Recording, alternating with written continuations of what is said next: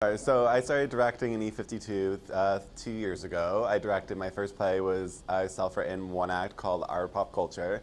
And then last year I directed A Streetcar Named Desire by Tennessee Williams.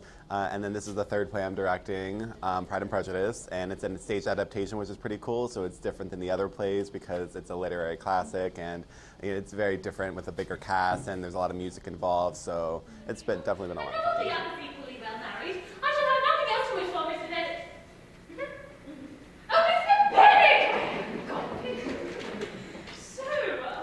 It's definitely been a lot easier working with people. Working with a bigger cast has been definitely a challenge of trying to accommodate so many people and handle so many people. My major is communication, so working with people and communicating with them in a theater setting is pretty interesting. A lot of what I've learned in my major, I've helped during the rehearsal process and during tech rehearsals, and talking to a cast of that caliber has been a lot to do. So I've definitely been getting better at working with a cast and telling them what works and what doesn't work. And then also just developing a vision for the show, because with a show this size, you have to have a very specific vision of what you want and what you want to get from the actors. So that was very helpful in really directing the cast, of having a very clear set of set plan, set vision of really what you want to take away from the production, what you want the audience to take away from the production. Tomorrow's the last one, right? Hello.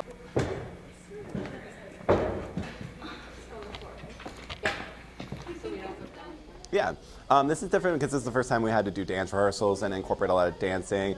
It's different in the sense that I had a novel to go back to, so going back and seeing what the characters were scripted like in the novel and then how the stage adaptation changes from that. It was a lot of research in that sense. It was also the first production I had to work with accents, so the whole cast learned how to do a British accent, so that was a lot of fun and very different, trying to teach them to speak in a certain way versus their own style. So it really they were very well rehearsed in changing the way that they act to incorporate the 19th century literary aspect. But I did direct the production from a theatrical standpoint, so the cast is very well, they take a lot of liberty with their choices as an actor or an actress, but in general, having that reference to the literary work is very useful.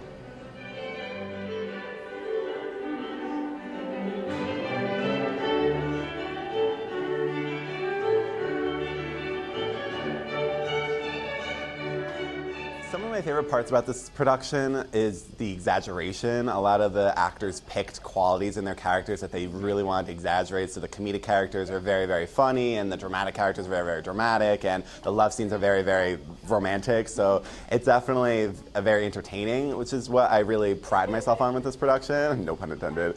I also really like how music-oriented it is. So there's a lot of dance scenes and a lot of music interludes, and it's an actual scene with dancing in it versus a musical, has choreography in it to script in the words. But this and Pride and Prejudice, it actually has ballroom dances that, really touch on the plot, which is really cool.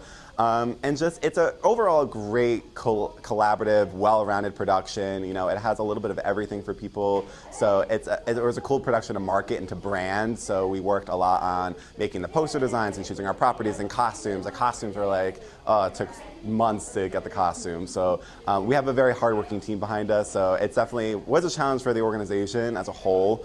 But and as a director and for the cast members, but I think it came out very, very successful, and I'm very happy with the turnout.